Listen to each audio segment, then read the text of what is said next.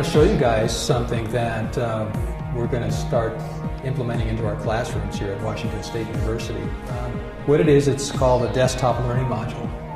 And what it allows us to do is to bring hands-on learning into the classroom. So instead of just seeing equations on the board, and you can actually see the real thing, only miniaturized. And so the idea now is to take the models that you're using, the mathematical models, and see how they fit into a real system. It's telling us that it's a cross flow. It knows it's got a little card. Each one of these has a little card on there, you'll see. And those cards are read by the system, and then it displays what kind of heat exchanger it is, what kind of fluid mechanics system it is.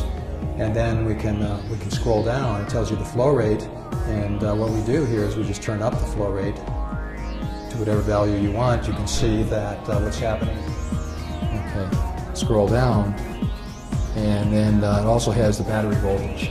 So very important, if you're using this in the classroom, it's battery powered. You don't have to have plug-ins, but you do need to recharge the battery, and it tells you. We've got a shell and tube heat exchanger. There's tubes dangling out here, and they got to go somewhere. And so what we would do is we plug them into a second base unit. One could be warm, one could be cool. Okay. Typically, you'll have the warmer water on the inside.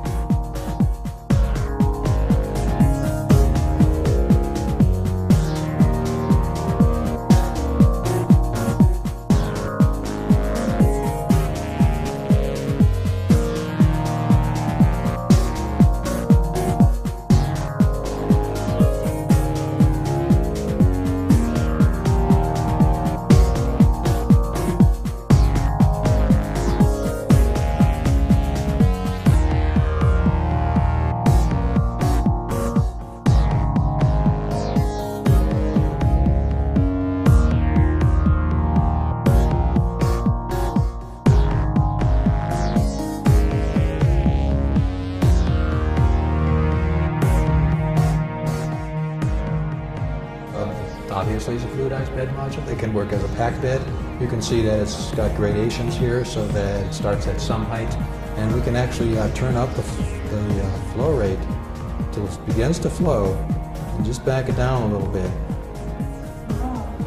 and get it down as far as we can, and then read a pressure drop across that system where it's just barely fluidized, or even where it's not fluidized, you can get a pressure drop. But here you can see the bed expands, like normally what you would see with a fluidized bed. It is a fluidized bed, so that's what you would expect. And we can measure the pressure drops across there. Of course, once it's fluidized, pressure drop is constant.